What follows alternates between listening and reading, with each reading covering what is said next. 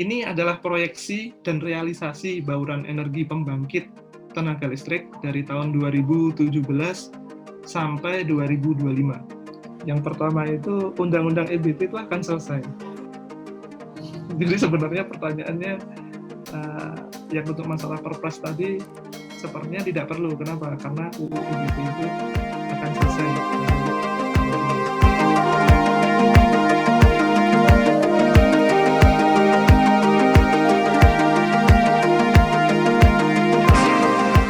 Baik Bapak Ibu teman-teman sekalian, kita langsung untuk melanjutkan acara di diskusi. Jadi dipersilakan teman-teman yang ingin bertanya untuk raise hand ataupun langsung bisa chat di kolom komentar dengan ketik saya bertanya. Dipersilakan teman-teman untuk yang ingin berdiskusi atau menanyakan terkait pemaparan materi yang telah disampaikan tadi. Sudah ada Bapak Akmaluddin, dipersilakan untuk menyampaikan pertanyaannya. Ya, baik, terima kasih Bapak Moderator yang saya banggakan. Kedengaran? Terima kasih atas kesempatan yang diberikan oleh Bapak Moderator. Tadi saya melihat sekilas materi yang dipresentasikan oleh Bapak Hatta, Bapak Ismail, terkait dengan reform transisi ya, kita bahasakan transisi energi fosil ke energi baru terbarukan. Memang kalau kita melihat kenyataan yang ada di lapangan, itu sekiranya banyak sekali kendala bagaimana mengembangkan energi fosil ini ke beralih ke energi terbarukan. Tadi ada beberapa tantangan yang disebutkan tantangan utama terkait semisal pertama political will. Nah, saya sebenarnya lebih pengen banyak mengetahui dinamika yang terjadi di DPR karena Bapak selaku tenaga ahli Komisi 7 DPR RI. Nanti mungkin bisa banyak menjelaskan terkait dengan dinamika yang terjadi di Komisi 7 ataupun pandangan antar fraksi menyikapi transisi energi tersebut. Karena pasti ada berbagai kepentingan yang tarik-menarik di pembahasan tersebut. Mungkin kita bisa melihat misalnya kecenderungan partai A, partai B, partai C dalam memberikan pandangannya ataupun menyikapi pasal-pasal yang terkait dalam RUU EBT yang dibahas. Itu bagaimana pengalaman Bapak selaku tenaga ahli di Komisi 7 DPR RI yang melihat secara langsung apa yang terjadi di sana? Apakah memang benar political will kita masih sangat rendah untuk menggunakan energi baru terbarukan?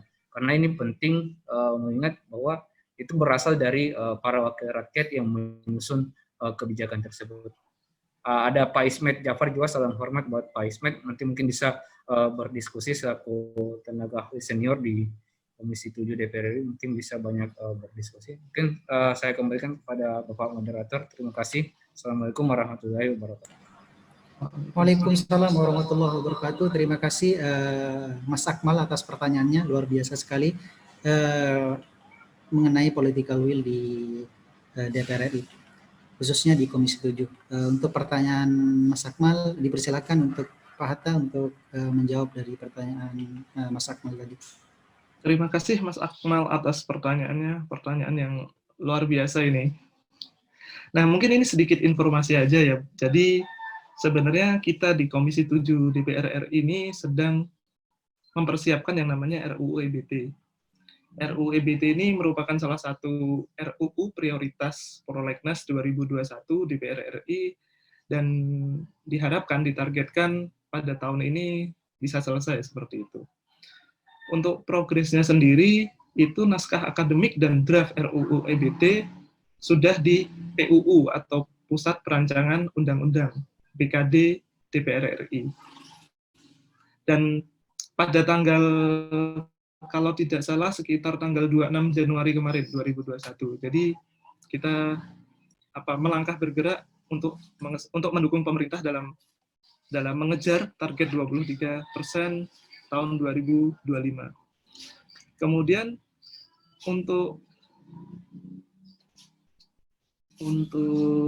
political will-nya sendiri, itu DPR sangat mendukung pemerintah terhadap sesuai dengan Ken bahwa target 23% pada tahun 2025 itu sebisa mungkin dicapai. Dan maka dari itu kita melakukan yang namanya pembuatan undang-undang RUU EBT. Seperti itu. Nah, tantangan political will-nya sendiri itu kalau menurut hemat saya itu adalah sebenarnya ya bukan saat ini tapi saat sebelum-sebelumnya dan terjadi sedikit perubahan. Contohnya pertumbuhan ekonomi dulu diprediksi 7% atau 5%, sehingga memunculkan pertumbuhan kebutuhan listrik di Indonesia sebesar 5%. Tetapi pada kenyataannya sedikit berbeda, terlebih lagi di masa COVID ini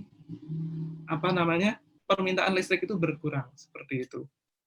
Kalau pada intinya kita DPR mendukung tentang revisi tentang adanya undang-undang EBT tersebut. Seperti itu sih, Mas Akmal. Baik, terima kasih. Apakah sudah cukup menjawab, Mas Akmal? Gimana, Bapak Akmal? Saya rasa ada keterkaitan juga. Ini ada pertanyaan dari salah satu peserta, Pak, dari Mas El Hakim ini, menyambung sebenarnya dari pertanyaan Mas Akmal tadi terkait target pemerintah untuk pemanfaatan EBT sebesar 23% dalam bauran energi nasional di tahun 2025. Akan tetapi hingga tahun 2020 terrealisasi EBT di Indonesia baru mencapai 13,4%. Apa kendala terberat menurut Bapak untuk mencapai target 23% di tahun 2025? Ini di kolom chat, Pak. Dipersilakan. Oke, siap. Ini terima kasih Pak El Hakim ya, sekalian melanjutkan pertanyaan sebelumnya. Jadi kalau di EBT sendiri ini tantangan utamanya sebenarnya ada 4. Yang pertama terkait political will.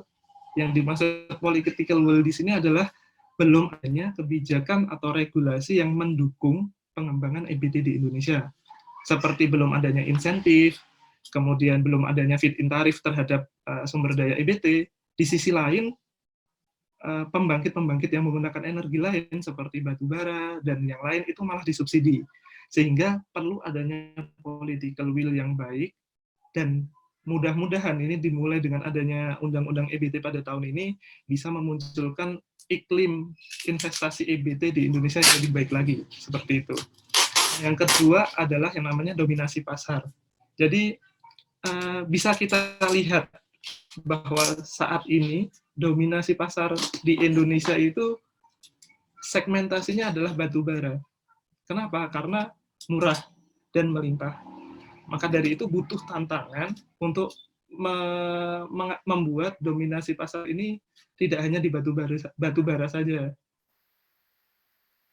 Terlebih lagi sebelumnya ada program 5.000 megawatt itu yang sudah COD dan merupakan pembangkit listrik tenaga batu bara. Jadi itu merupakan tantangan tersendiri untuk EBT, seperti itu. Kemudian yang ketiga, untuk mendukung EBT di Indonesia itu butuh yang namanya investasi yang cukup besar. Kemarin kalau tidak salah itu ada sebenarnya diperkirakan membutuhkan tambahan sekitar 14.000 megawatt, itu dibutuhkan investasi sekitar kurang lebih kalau tidak salah itu 34 miliar US dollar atau sekitar 6,5-6,8 miliar US dollar. Di mana sebenarnya itu ada peluang terbuka di global yang menyiapkan investasi lebih dari 270 miliar US dollar, seperti itu. Dan yang keempat adalah infrastruktur dan teknologi. Ini tantangan tersendiri bagi kita. Belum begitu kuatnya manufaktur EBT di Indonesia. Maka dari itu sebenarnya sekarang ini itu sedang diinisiasi yang namanya perusahaan baterai di Indonesia. Nah, harapannya dengan adanya perusahaan baterai itu, kita memegang kunci iklim EBT di Indonesia. Karena baterai sendirilah itu merupakan kunci utama ketika untuk untuk menggerakkan EBT seperti itu, untuk meningkatkan EBT. Itu Pak Moderator. Baik, terima kasih Pak, luar biasa sekali. Salah satu yang menjadi peran adalah terkait dengan perusahaan baterai. Sedangkan beberapa hari terakhir ramai berita bahwa Tesla memilih membangun perusahaan di India. Iya, betul. Itu tantangan tersendiri itu, Pak. Iya. Baik Pak, menyambung dari pertanyaan tadi sebenarnya Pak, dominasi pasar masih di Indonesia oleh batu bara, kemudian banyak dari pengusaha batu bara itu adalah pemangku kepentingan. Dalam hal ini ada dari DPR, dari pemerintah sendiri, itu banyak. Sehingga mempengaruhi pengambilan kebijakan, Pak. Apakah itu juga berpengaruh, Pak, dalam proses pengembangan energi baru dan terbarukan ini? Kalau secara dinamika seperti itu, ya bisa dibilang ada, tetapi tidak mengganggu kita untuk istilahnya apa ya, untuk mendukung program pemerintah untuk mengejar 23%. Jadi sebisa mungkin ya kita harus mendukung presiden seperti itu yang sudah setuju di Paris Agreement bahwa menyatakan Indonesia itu harus bisa 23% pada tahun 2025 seperti itu. Kalau dinamikanya sendiri pasti ada. Karena yang namanya sistem politik itu bagaimanapun pasti ada dinamika, tapi tetap kita tujuan utamanya adalah mengesahkan undang-undang untuk kepentingan masyarakat semua dengan cara yaitu tadi bisa mencapai target 23% di tahun 2025 seperti itu. Baik, terima kasih atas jawabannya Pak Hatta. Di sini di kolom chat sudah ada Bapak Ismet Jafar, salah satu panutan kita juga, salah satu mantan staf ahli Komisi 7 juga. Kepada Bapak Ismet dipersilahkan. Halo Pak Ismet, monitor. Assalamualaikum. Dipersilakan. Waalaikumsalam. Mas Hatta, ya, salam Pak Ismet. Ada yang mungkin bisa diberikan penjelasan. Pertama, untuk mencapai bauran energi 23% itu, apakah pemerintah akan mengarah ke kebijakan mengubah pembangkit-pembangkit yang ada dari yang berbasis fosil menjadi berbasis EBT, atau memperbesar porsi aja. Jadi secara gradual misalnya memperbesar EBT, sementara yang fosil dibiarkan stabil ataupun pertamanya lebih sedikit. Nah, sehingga pada titik tertentu atau 2023 maka EBT akan 25%, sementara ada penurunan di sumber energi ataupun pembangkit dari berbasis fosil. Itu yang pertama. Yang kedua, saya pernah mendapat juga informasi bahwa boleh jadi kebijakan energinya yang dirubah kalau misalnya tidak tercapai 23%. Mungkin diturunkan dari 20 atau berapa. Nah, seperti apa kajian dari teman-teman di DPR terhadap dua permasalahan ini? Karena beberapa industri-industri pengolahan kita ini, baik yang sedang berjalan maupun yang akan dibangun ini, banyak tergantung pada pembangkit, katakanlah seperti PLTU batubara. Nah, bagaimana men-set up mereka untuk bisa bertransformasi seperti yang kita diskusikan pada sore hari ini. Sementara itu dulu, Mas Firdan. Baik, terima kasih Pak Ismet Jafar atas pertanyaannya. Dipersilakan Pak Atta untuk langsung menanggapi pertanyaan dari Pak Ismet Jafar. Terima kasih Pak Ismet Jafar. Sebelumnya salam hormat untuk Pak Ismet. Ini beliau mantan Komisi 7 ya. Salam hormat dulu Pak Ismet. Nah, untuk menanggapi dari pertanyaan Pak Ismet tadi, yang pertama, bagaimana sih terkait transformasi yang dilakukan pemerintah saat ini? Nah, jadi yang dilakukan pemerintah ada dua sebenarnya. Yang pertama itu adalah merubah pembangkit listrik yang berbiaya tinggi seperti pembangkit listrik tenaga diesel itu dirubah ke dalam pembangkit listrik gas, atau kalau misalnya memungkinkan itu langsung dirubah menjadi pembangkit listrik EBT. Jadi yang pembangkit listrik tenaga diesel dari waktu ke waktu itu semakin dihilangkan dan pembangkit yang dari EBT itu semakin ditambah. Kemudian yang kedua dilakukan adalah melakukan penambahan pembangkit listrik EBT secara langsung, seperti itu. Nah, kemudian yang terkait yang pertanyaan yang kedua ya tentang kira-kira ada perubahan kebijakan atau tidak. Nah, selama target dari COP itu masih 23% hingga tahun 2025, kita di DPR itu harus mendukung penuh. Jadi kalau di kita, bahasa kita, sepengetahuan saya itu bahwa RUEN itu boleh dirubah, tapi dengan catatan yang tidak boleh dirubah adalah persentase EBT-nya. Silahkan kalau misalnya persentase batu baranya atau persentase gasnya dirubah, tidak masalah. Tetapi persentase EBT-nya jangan dirubah, seperti itu. Langkah-langkah yang dilakukan untuk mengurangi persentase dari batu bara itu, contohnya kita melakukan hilirisasi batu bara. Batu bara dijadikan seperti DME agar bisa mengurangi dominansi batu bara di pembangkit listrik tersebut, seperti itu. Jadi kemudian juga kita kita mendukung PLN untuk melakukan renegosiasi terhadap pembangkit agar istilahnya bisa diperpanjang ataupun bisa diturunkan persentasenya agar bisa mengejar yang namanya 23% tadi, seperti itu. Jadi kalau dari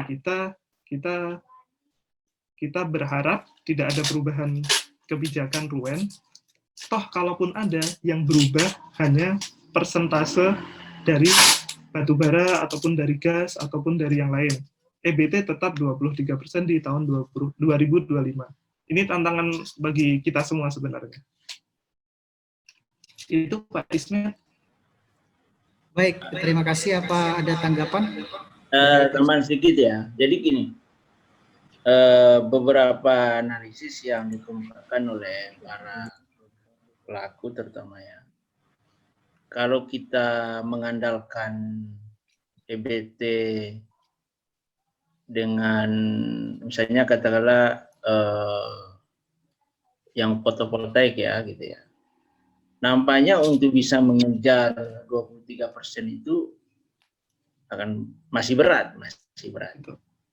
Nah, pandangan yang lain itu adalah memperbesar juga pertama panas bumi, yang kedua air. Sementara untuk angin ini masih belum bisa diharap karena lokasi-lokasi yang memiliki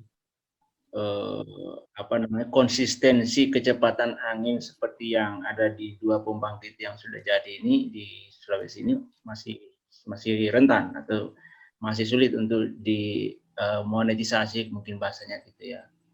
Nah, bagaimana strategi atau katakanlah ini harus ada roadmap ya. Kalau seperti saya bilang tadi, kalau misalnya kita semata-mata menggantungkan pada fotovoltaik dan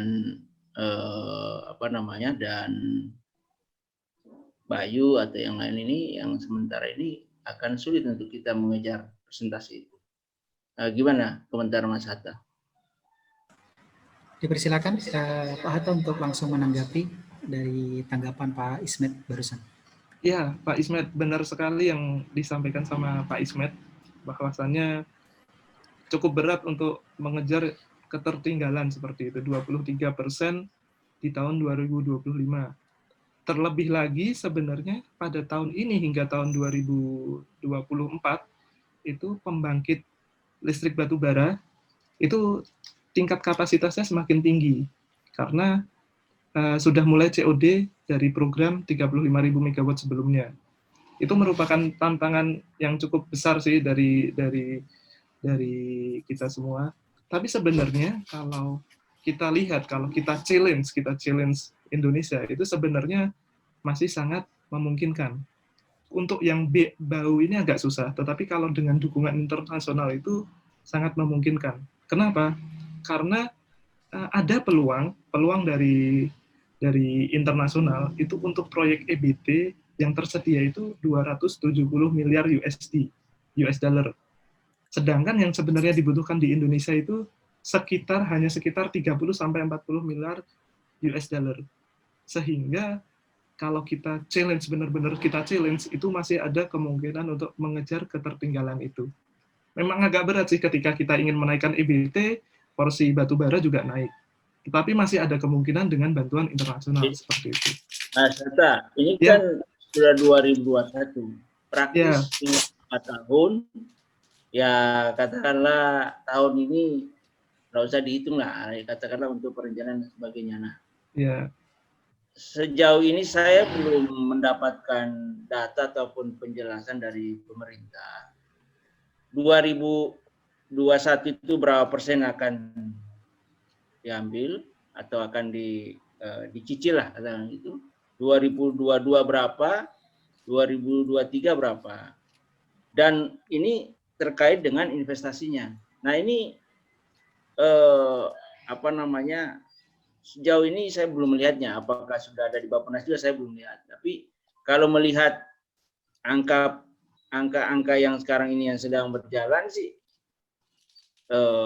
masih jauh lah, masih belum ketemu kita itu dapatnya berapa gitu. Dan ini juga RUPTL PLN belum direvisi secara harusnya secara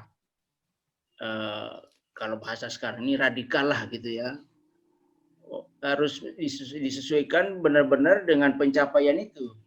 Jadi kalau masih menggunakan RUPTL yang seperti yang sekarang ini, saya malah curiga PLN ini sebetulnya sebenarnya nggak setuju dengan 23% ini sebenarnya ya. Cuma kan nggak mungkin dia menyampaikan itu secara terbuka kepada pemerintah. Betul. Ya, itu dari saya. Ya, sebenarnya kalau untuk proyeksi tenaga listrik itu, saya tadi sudah paparkan mungkin di slide keberapa ya, kalau tidak salah slide ketiga atau slide keempat, tentang draft RUPTL 2021 hingga tahun 2030. Di situ kalau tidak salah 2001 sampai 2025 sudah ada tertera di situ. Dan saya paparkan juga memang tantangannya luar biasa karena dari 2001 hingga 2020 batu bara itu semakin naik. Yang dari 60% itu kalau nggak salah di 2024 proporsinya 70%. Di 2024. Jadi porsi EBT-nya itu masih stagnan hingga 2024 itu di angka 14%.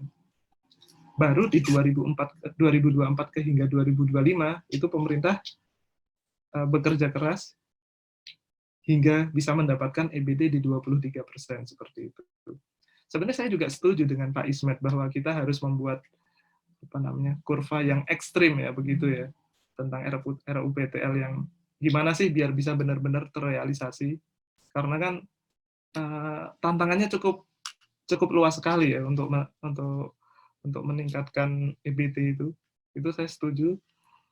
Tapi ya kita di Komisi 7 ya kita harus optimis bahwa selama kalau bahasanya Bapak Ketua itu selama Presiden belum menyatakan kita mundur, istilahnya kita mundur dari kita kalah lah, kita nggak bisa nih, kita udah angkat tangan, kita nggak bisa 23%, ya kita jangan pesimis, kita harus maju terus. Maka dari itu harapannya dengan UU ini itu bisa meningkatkan meningkatkan lingkungan EBT dulu yang pertama, hingga nanti bisa memunculkan investasi EBT. Karena ketika investasi EBT itu muncul di Indonesia, manfaatnya itu akan kita rasakan bersama. Dari adanya peningkatan tenaga kerja, kemudian iklim di Indonesia itu menjadi lebih baik, dan terlebih lagi nanti di Eropa, di Uni Eropa itu kan pada tahun berapa ya, saya agak lupa, itu kan menyatakan bahwa Eropa hanya menerima produk-produk yang RE 100%. Jadi itu nanti tantangan tersendiri bagi Indonesia untuk mencapai ya RE 23% dulu, kemudian nanti RE 30%, 50%, hingga semoga mudah-mudahan bisa sampai RE 100%, seperti itu. Baik, terima kasih. Paparannya dari Pak Hatta dan juga tanggapan pertanyaan dari Pak Ismet Jafar. Luar biasa sekali teman-teman dan rekan-rekan sekalian pada diskusi kita pada sore hari ini. Sudah ada beberapa pertanyaan yang ngantri ini Pak. Dan juga teman-teman sebenarnya ada dari Dinas SDM juga daerah, ada Banten dan juga dari Aceh tadi telah bergabung. Ini ada salah satu pertanyaan dari Bapak Grover Bariji. Apakah Bapak Grover Bariji bisa langsung menyampaikan pertanyaannya secara langsung Pak? Monitor Bapak Grover Bariji. Sepertinya belum tersambung, jadi langsung saya bacakan saja Pak pertanyaannya. Izin bertanya, bagaimana peranan EBTKE pada industri yang berada di bawah Kementerian SDM, tambang dan migas? Itu Pak pertanyaan dari Bapak Grover Bariji. Disilakan untuk langsung memberikan tanggapan.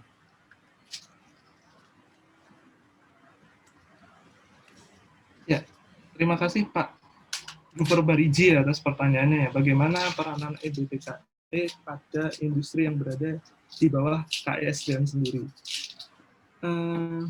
Sebenarnya ya, waktu kita koar-koar lah istilahnya, ayo kita transformasi energi fosil ke energi terbarukan, itu kita juga menginisiasi teman-teman sendiri seperti itu.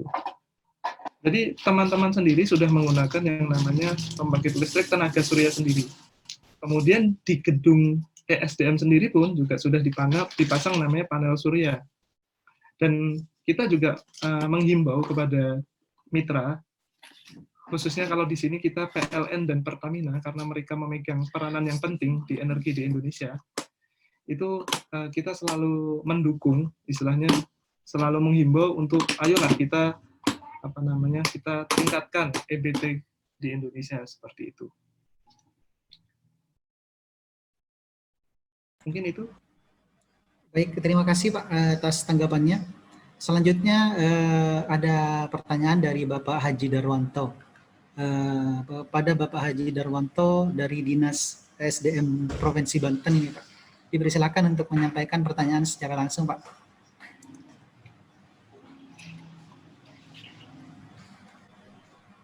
Bapak Haji Darwanto dari Dinas SDM Banten.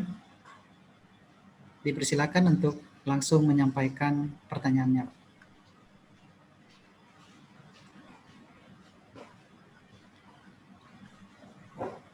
Masih mute Pak.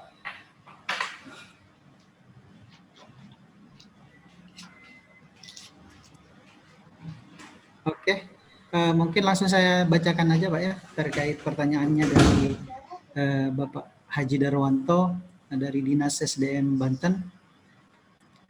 Bagaimana kelanjutan Prokma Bauran Energi Khusus Ketenagalistrikan terhadap PP 25 tahun 2021 tentang penyelenggaraan bidang energi dan sumber daya mineral, di mana daerah sudah menyusun ROET? Terima kasih Bapak narasumber. Itu pertanyaan dari Bapak Haji Darwanto dari Dinas SDM Provinsi Banten.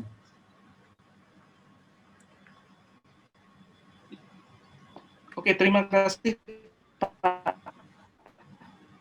Haji Darwanto ya. Banten Ya, ya, kalau tidak ya, salah ya, Banten. Ya, betul, tentang Pak. gimana sih ya terhadap PP 25 2001 tentang penyelenggaraan bidang mana daerah sudah menyusun RUET seperti itu. Gimana ya menjelaskannya? Jadi kan kalau di DEN itu sendiri kan pertama yang dilakukan adalah penyusunan RUEN, kan RUEN dan kemudian RUET.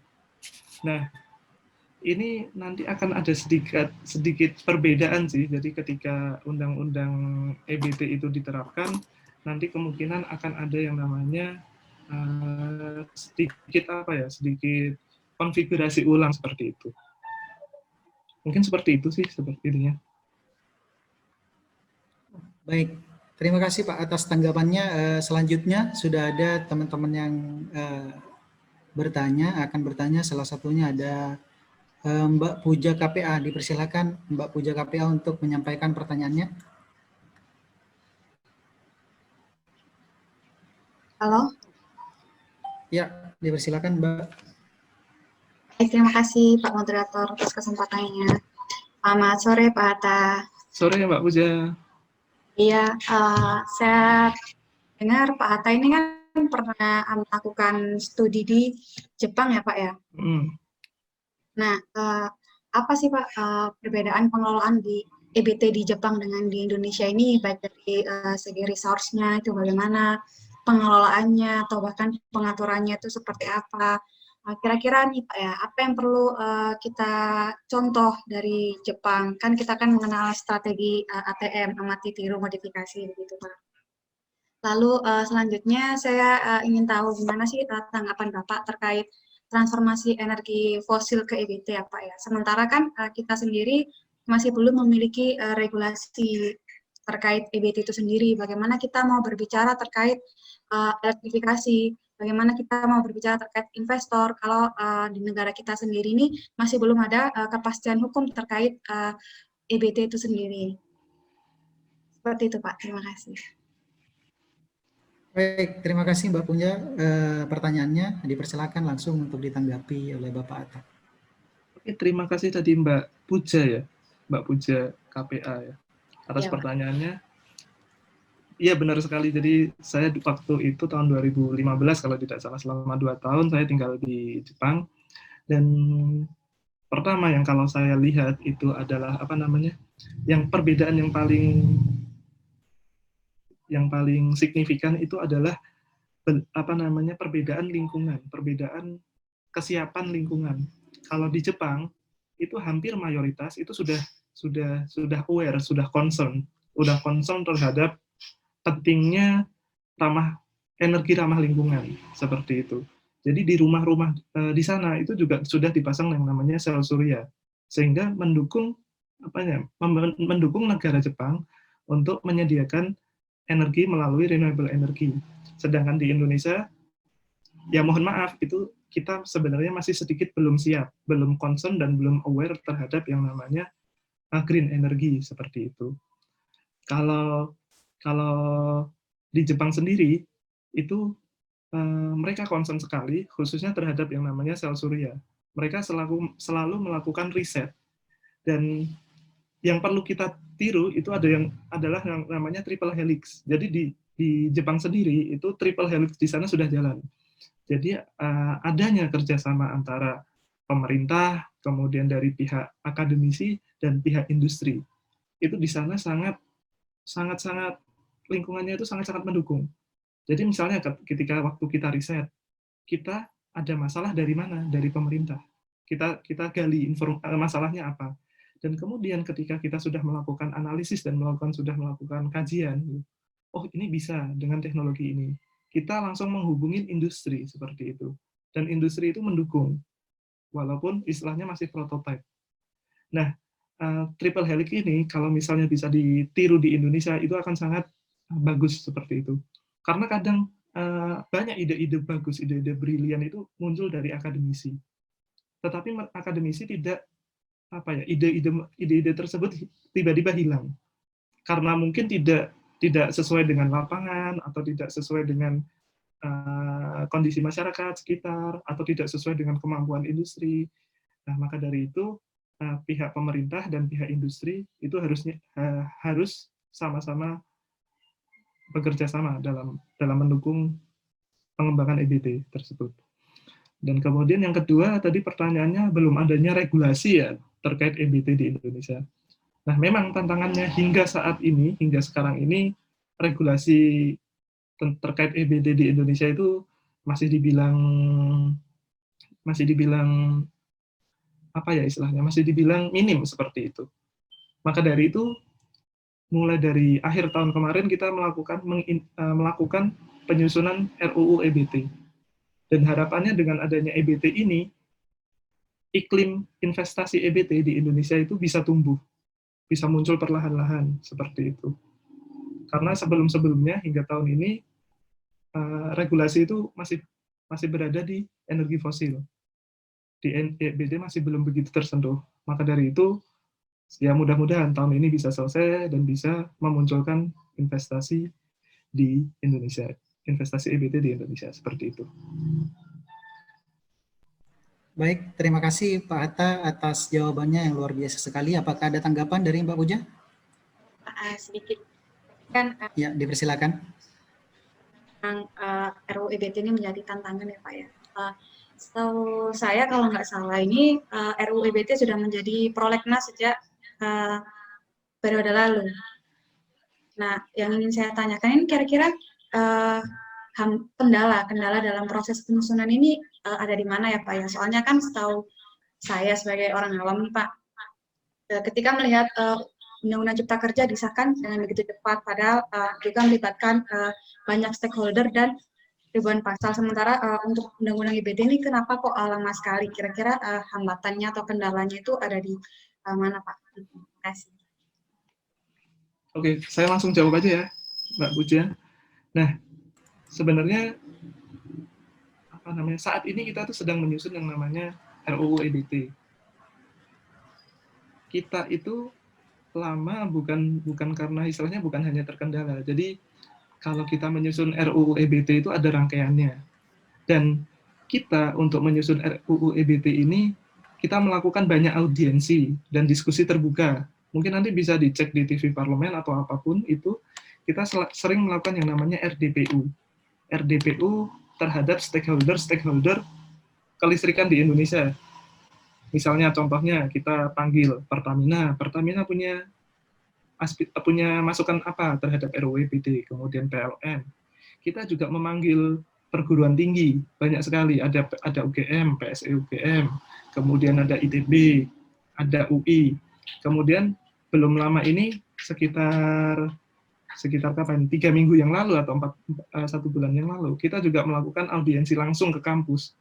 Kita ke kampus itu ada 3 lokasi, ada kita ke UMM juga, UMM Malang, kemudian kita juga ke mana? Undip, kemudian juga kita ke IPB. Jadi sembari melakukan penyusunan, kita melakukan audiensi dan diskusi terbuka terhadap masyarakat. Kita pun juga selain domestik, kita juga melakukan audiensi dengan pihak internasional, pihak global seperti EU ataupun ASEAN seperti itu. Dan ini untuk progresnya sendiri kita sudah serahkan draftnya itu kepada TUU. Jadi ya mohon doanya aja semoga bisa goal sesuai timeline seperti itu. Baik, terima kasih Pak Hatta atas tanggapannya, luar biasa sekali diskusi kita pada sore hari ini. Teman-teman sekalian yang mau bertanya ataupun hendak bertanya, disilahkan langsung raise hand ataupun ketik saya bertanya di kolom komentar. Bapak Ibu dan rekan-rekan sekalian, informasi bahwa saat ini Pusat Studi Hukum, Energi dan Pertambangan rutin mengadakan diskusi-diskusi seperti ini, diskusi publik maupun diskusi interaktif virtual, di mana nanti akan kita share di media sosial kami. Jadi Bapak Ibu dan rekan-rekan sekalian disilahkan untuk memantau terus di agenda-agenda kita diskusi-diskusi yang akan kita adakan ke depannya. Baik Bapak Ibu sekalian, Pak Hatta, ini ada pertanyaan dari Bapak Hakim terkait dengan hambatan yang selama ini ditemui dalam upaya pemanfaatan EBT, seperti kesiapan jaringan transmisi, PT Perusahaan Listrik Negara PLN, kapasitas sumber daya manusia, kesulitan mengakses pendanaan murah, tapi menurut saya hambatan terbesar adalah melawan perusahaan gajah. Ini diistilahkan mungkin Pak, baik migas maupun batu bara. Menurut Bapak, apa yang bisa diperbuat untuk melawan perusahaan tersebut? Itu Pak, pertanyaannya dari Bapak Hakim. Kalau dari saya pribadi dan dari hemat saya, sebaiknya kita tidak melawan, tetapi kita merangkul mereka. Karena pada suatu saatnya nanti kita juga sudah lihat apa yang namanya megatrend global. Itu menunjukkan bahwa dunia itu puncak fosil pada tahun 2030. Itu kalau tidak salah data dari IRENA, dan setelah itu masanya EBT. Dan kita sebagai istilahnya, kita sebagai masyarakat, itu tidak perlu melawan istilahnya, ayo kita merangkul aja. Karena pada suatu saatnya, mereka pun juga akan istilahnya akan bershift, itu akan melakukan shifting kepada EBT. Seperti itu sih. Jadi sama-sama kalau bisa kita istilahnya mengejar EBT itu bersama-sama. Itu akan lebih mudah daripada kita istilahnya yang satu jalan sendiri, yang satu jalan sendiri. Lebih baik kita diskusi, ayolah, karena toh seperti ini. Jadi hingga tahun 2050 itu migas ataupun batu bara itu nggak hilang, tetapi hanya istilahnya stagnan, atau istilahnya masih ada porsinya tapi tidak terlalu dominan. EBT itu yang akan dikembangkan proporsinya. Jadi kita bukan bukan istilahnya menghilangkan perusahaan tersebut, bukan. Ayo kita sama-sama. Seperti misalnya Pertamina sekarang ini juga tidak hanya fokusnya di migas. Minyak kan mengalami declining saat ini. Yang potensi malah adalah gas bumi. Tetapi kemarin melakukan diskusi dengan Pertamina, juga ada paparan juga dari PPE, Pertamina Power Energy, itu menyatakan bahwa Pertamina itu pada saat ini tidak hanya fokus pada migas, tetapi nanti ke depannya akan melakukan shifting ke energi baru terbarukan. Salah satunya apa? Contohnya adalah mereka melakukan inisiasi untuk pembangunan baterai perusahaan industri baterai seperti itu. Kemudian juga Pertamina juga membuat yang namanya PGE, Pertamina Geothermal Energy, itu untuk mendukung EBT. Nah, kalau misalnya kita bisa merangkul perusahaan-perusahaan gajah yang migas lah istilahnya seperti itu, ataupun batu bara pun juga bisa kita dukung, kita rangkul. Misalnya batu bara kita olah, ayo kita lakukan hilirisasi melalui apa? Melalui DME. Istilahnya kita cari kita bersama-sama lah seperti itu. Itu akan lebih enak daripada kita berjalan sendiri-sendiri. Itu kalau menurut hemat saya ya. Mungkin itu, Bapak. Baik, terima kasih Pak Hatta atas jawabannya. Teman-teman sekalian, sudah ada ini yang antri untuk bertanya. Tadi terlewat sebenarnya ada Bapak Mas Sunarto Effendi. Kepada Mas Sunarto dipersilakan untuk menyampaikan pertanyaannya.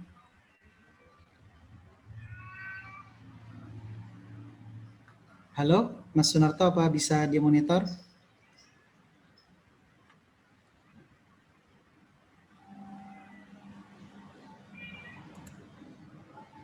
Sepertinya terlewat dari Mas Sunarto tadi.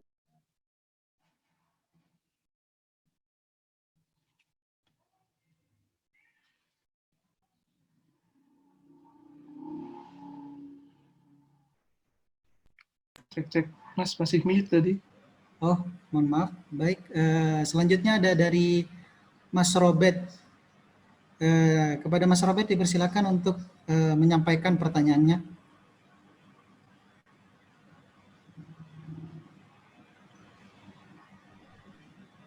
Halo, Mas Robert, dipersilakan untuk langsung menyampaikan pertanyaan.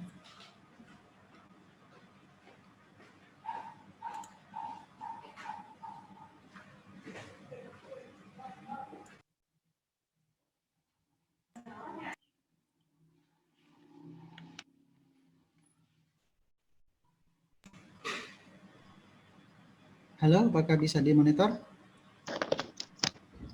Oh, baik, dipersilakan.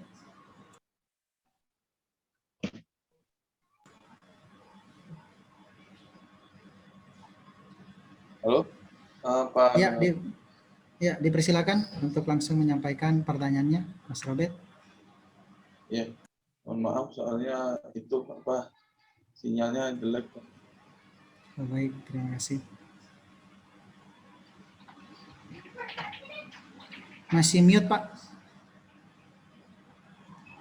Mas Robert masih mute.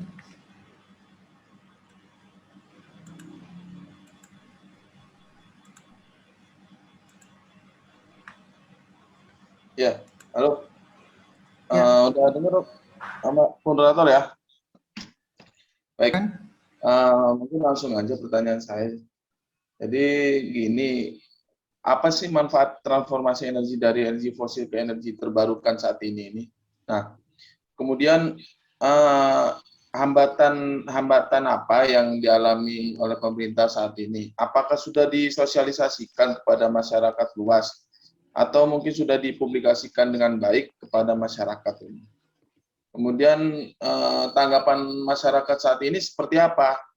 Apalagi yang mungkin yang saat ini sudah melaksanakan energi terbarukan seperti apa tanggapannya? Apakah mereka setuju dengan adanya kegiatan energi terbarukan ini diselenggarakan atau seperti apa?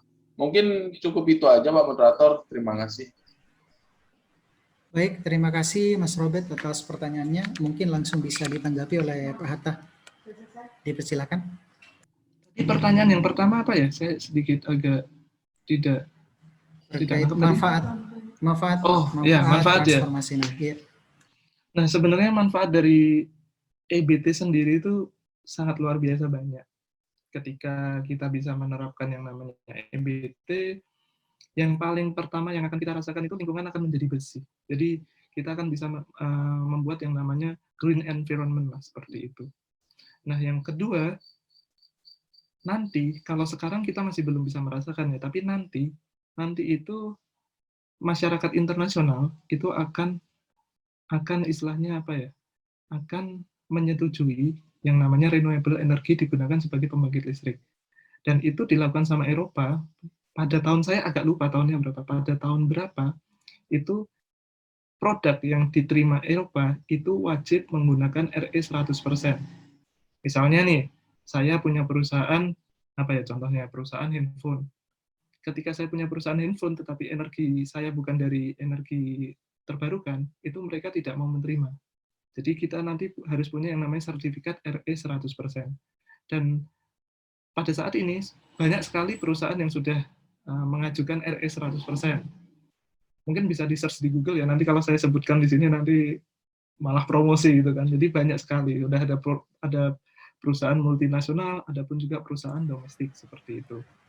Dan kuncinya adalah sebenarnya manfaat yang paling kita rasakan itu adalah yang namanya bersih, lingkungan yang bersih. Di sisi lain, ketika kita akan meneruskan yang namanya energi fosil, itu cukup riskan. Kenapa? Karena sesuai dengan yang Paris Agreement kemarin, itu bahwasannya ketika fosil dilakukan terus-menerus, itu akan meningkatkan yang namanya gas rumah kaca, efek gas rumah kaca, dan akan meningkatkan yang namanya suhu lingkungan. Kalau suhu lingkungan naik 2 derajat, itu bisa sangat berbahaya seperti itu. Nah, kita dengan adanya EBT ini diharapkan bisa menjaga yang namanya kestabilan lingkungan seperti itu. Itu manfaatnya. Kemudian yang kedua tadi, bagaimana respon masyarakat ya? Ya, terus hambatannya juga terkait juga proses sosialisasinya, Pak. Kalau hambatannya sendiri sih, yang sudah saya sampaikan tadi, ada 4 poin. Yang pertama, hingga saat ini ya, belum ada yang namanya political will. Tetapi harapannya ke depan dengan adanya UU EBT bisa memunculkan political will yang bagus dan memunculkan iklim investasi yang bagus, kemudian juga adanya dominasi pasar yang belum bisa, istilahnya masih belum bisa dikalahkan seperti itu. Kemudian adanya yang ketiga adalah tantangan investasi, karena kalau kita mau mengembangkan EBT dari dana sendiri itu bisa dibilang cukup berat. Apalagi sekarang APBN itu tersedot ke yang namanya dana COVID seperti itu. Jadi kalau misalnya untuk investasi mandiri agak berat, makanya kita harus bisa membuka investasi internasional. Dan kemudian yang keempat, belum adanya infrastruktur dan teknologi seperti itu, yang sudah saya jelaskan sebelumnya. Kalau misalnya bagaimana respon masyarakat ya, jadi sejauh ini, sepengetahuan saya, masyarakat itu hampir semuanya, atau bisa dibilang semuanya, mendukung dengan adanya EBT. Pihak akademisi pun juga sangat mendukung adanya EBT. Kenapa? Karena mereka pun juga sadar dengan adanya energi yang bersih, mereka pun juga bisa mendapatkan manfaatnya. Istilahnya bisa menjaga kestabilan lingkungan, istilahnya emisi juga mulai rendah, seperti itu. Jadi mereka pun juga mendukung dengan adanya UU EBT tersebut. Kita sudah melakukan banyak audiensi, ya audiensinya bisa terhadap stakeholder yang di bidang energi. Ada juga METI, ada juga MKI, ada juga badan nuklir, ada juga pihak akademisi yang sudah saya sebutkan tadi, ada banyak, UGM, ITB, UI, UNDIP, UMM, IPB, dan lain-lain. Ada juga Unsud juga, Purwokerto, kita berkunjung ke Unsud Purwokerto, dan mereka sangat mendukung. Wah, bagus ini harus kita dukung. Karena negara-negara lain itu sudah bergerak maju gitu. Apalagi Eropa, Jepang tadi contohnya itu sudah start duluan gitu. Dan harapannya Indonesia bisa menyusul seperti itu sih. Untuk saat ini belum ada istilahnya diterima masyarakat seperti itu.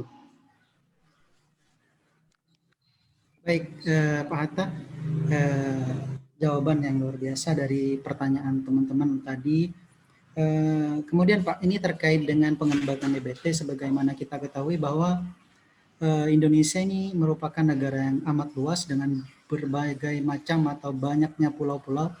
Terkait pengembangan EBT di daerah, Pak, juga terkait dengan bagaimana peranan pemerintah daerah dalam pengembangan EBT.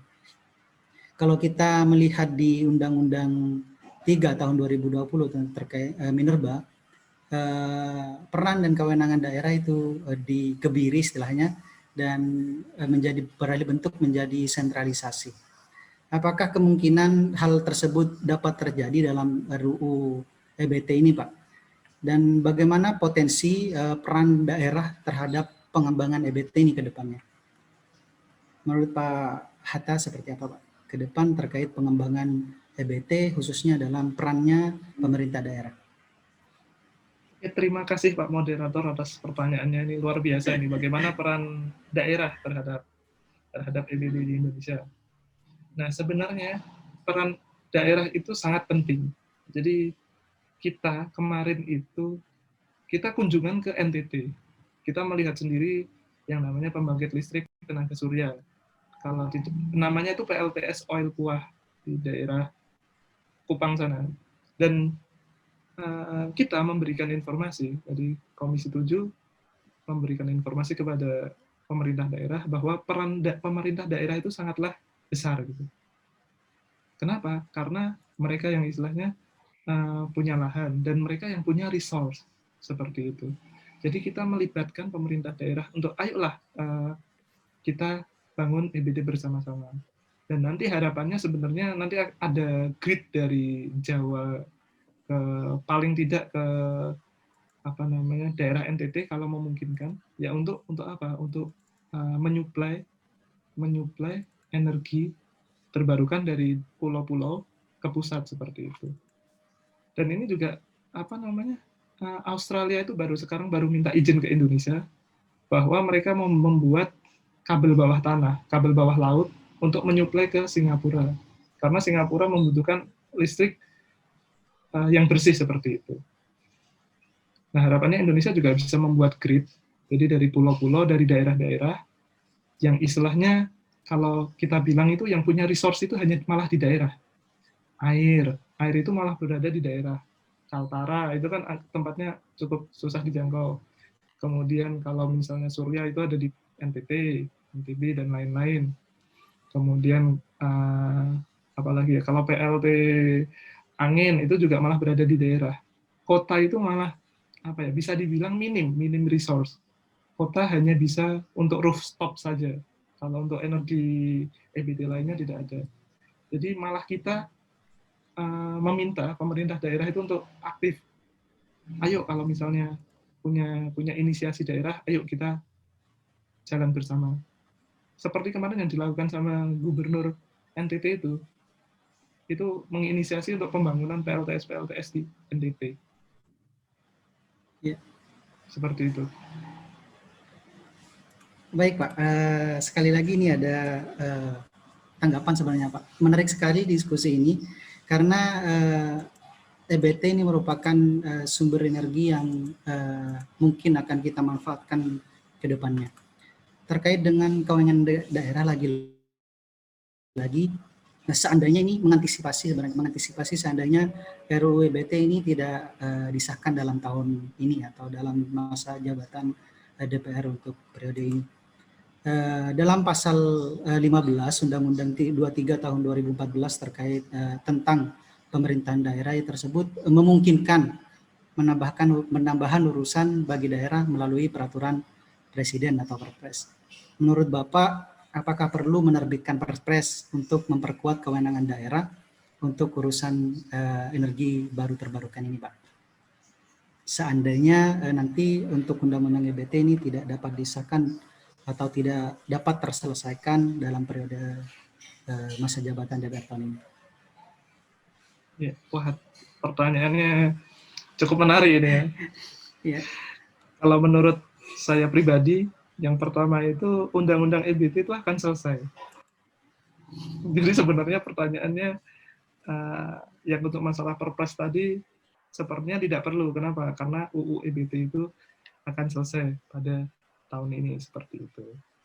Dan kita dari pusat sendiri, kita dari DPR itu juga akan mendukung pemerintah daerah untuk mengeksplor potensi-potensi EBT di tempat mereka seperti itu. Jadi kalau misalnya nanti pemerintah daerah memiliki kajian ataupun inovasi ataupun apapun itu akan kita dukung. Kita akan selalu mendukung peningkatan energi baru terbarukan di Indonesia seperti itu. Baik Pak, teman-teman sekalian dan rekan-rekan sekalian, luar biasa sekali diskusi kita pada sore hari ini terkait dengan energi baru dan terbarukan, telah dipaparkan dengan begitu lugas dan juga begitu luas oleh Bapak Hatta pada sore hari ini. Namun karena jam sudah menunjukkan jam 5 sore, pada kesempatan kali ini dengan sangat berat hati diskusi ini kita harus selesaikan untuk sore hari ini. Namun sebelum itu kami persilakan untuk Pak Hatta, kepada Pak Hatta untuk menyampaikan closing statement pada diskusi kita pada sore hari ini, Pak. Dipersilakan untuk closing statement dari Pak Hatta. Oke, terima kasih Pak Moderator. Pada intinya kita sebagai masyarakat umum, kita harus concern dan kita harus aware terhadap pemanasan global yang terjadi saat ini. Pemanasan global yang sedang dihadapi oleh dunia saat ini. Sehingga EBT itu ataupun green energy, entah itu di pembangkit listrik ataupun di transportasi, itu sudah semakin urgent agar tidak terjadi yang namanya kenaikan suhu. Jadi kami berharap, kami diri sendiri pun juga mengimbau pada diri kami sendiri untuk ayo kita mulai bertransformasi kepada energi baru terbarukan. Paling tidak kita meninggalkan legasi yang baik lah untuk anak cucu kita seperti itu. Jadi bukan hanya kita rasakan sekarang, tetapi juga anak cucu kita rasakan nantinya seperti itu. Itu sekian dari saya. Kalau misalnya ada salah kata ataupun salah ucap, sebelumnya saya mengucapkan mohon maaf. Dan terima kasih nih ada Pak Direktur, Pak Moderator, dan Pak Pusep sudah diberikan waktu untuk istilahnya berdiskusi lah. Seperti baik. Itu. Terima kasih Bapak Hatta atas penyampaian materinya pada diskusi kita pada sore hari ini. Bapak Ibu dan rekan-rekan sekalian, luar biasa sekali acara kita atau diskusi kita pada sore hari ini. Dan Bapak Ibu sekalian, informasi bahwa diskusi seperti ini akan rutin diadakan oleh PUSEP atau sudah rutin diadakan oleh Pusat Studi Hukum Energi dan Pertambangan. Jadi Bapak Ibu silakan pantau terus medsos kami, media sosial kami, Facebook, Instagram, dan lain semacamnya. Dan setiap diskusi seperti ini akan kita tayangkan, akan kita upload di YouTube. Jadi Bapak Ibu yang ketinggalan materi atau ingin mengetahui terkait hukum energi dan pertambangan, disilakan untuk mengunjungi YouTube kami di Pusat Studi Hukum Energi dan Pertambangan. Baik Bapak Ibu sekalian, demikian diskusi kita pada sore hari ini. Saya selaku moderator Muhammad Firdan Saifullah, apabila ada kata yang tidak pantas atau keliru dimohon dimaafkan. Akhiran wabillahi taufik wal hidayah. Wassalamualaikum warahmatullahi wabarakatuh.